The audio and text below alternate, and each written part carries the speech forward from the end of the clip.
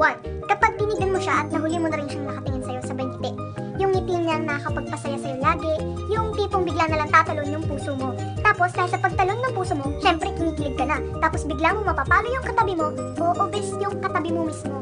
Mapapalo mo siya at bigla na lang siyang susuka ng dugo, napapalo mo sa kanya. Kadalasan siya yung best friend mo na lagi mo napapalo, nabubugbog, nasisipa, nasasampal, at higit sa lahat, bigla mo na lang siyang matutulak. Hindi mo alam, nasa kabilang kanto na. Kasi nga, bes, kinikilig ka. Sign number 2, kapag papansin siya sa'yo. Yung tipong pag nandyan siya, todo pakitang gila siya sa'yo. Yung tipong pag nandyan ka, sobra siya nagpapatawa, kailangan siya lagi yung bida, kailangan nga mapapansin mo siya. At higit sa lahat, aasarin ka pa niyan. Yung tipong kukulitin niya yung buhok mo, gagalawin niya yung buhok mo, aasarin ka ng pangit, pero deep inside naman, ganda na siya sa'yo at fall na siya sa'yo. Kasi nga, ang ganda mo raw. You're pretty, girl, Tess. Yeah, you're right. You are pretty. Let me tell you that.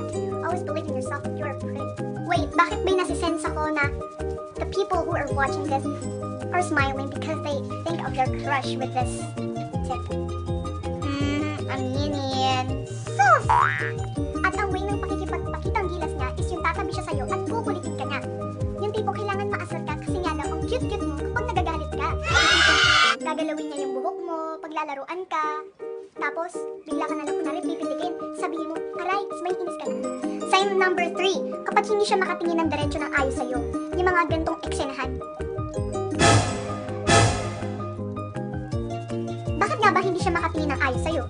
Kasi nga, nahihiya siya, baka may something sa mukha niya at hindi siya makatingin ng diretso sa'yo. Tsaka bes, ikaw na yun eh, ikaw na scratch, syempre hindi siya makakatingin ng ayos sa'yo. Syempre mamumula siya, itatago niya yun. Pero yung pula niyang yun, dinaig pa ang ketchup to the highest level, ganun! Susunod na sign, kapag nagiging gentleman naman siya sa'yo. Yung tipong nakakapagpanibago kasi hindi naman siya ganun sa'yo dati, pero ngayon, nagiging gentleman na siya sa'yo. Yung tipong bibigay niya sa'yo yung upuan niya, okay lang na kahit nakatayo siya, basta ikaw komportable. Kadalasan, ililibre ka pa niyan sa kantin kasi nga daw, ayaw ka niya na nagugutom. Gusto niya, lagi kang healthy kasi nga aalagaan ka raw niya.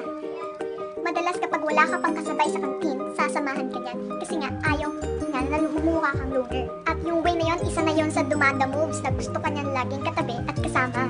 Sign number 5, kapag lagi na siyang caring sa'yo. Yung tipong, lagi niyang linyahan sa'yo, kumain ka na ba? Matulog ka ng maaga ha? Ingat ka, huwag ka magpapapawis, punasan mo yung pawis mo pag pinapawisan ka.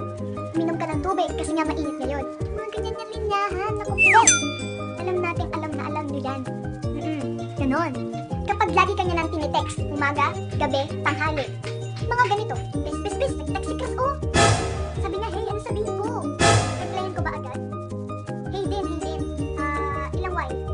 Ikaw, hindi, dalawa. Baka kasi sabihin pag tatlo, crush ko nito, huwag ganun. Sige, hey. H-E-Y. Diyan mo ba rin sa akin, bes? Hindi ko kaya. Takot ako, bes, sa'yo. Saan mo na? Sige, salamat, bes, Ay, bongga ni ate, may pag ganon, o, diba? Nakita niyo na yung video. So, ganon.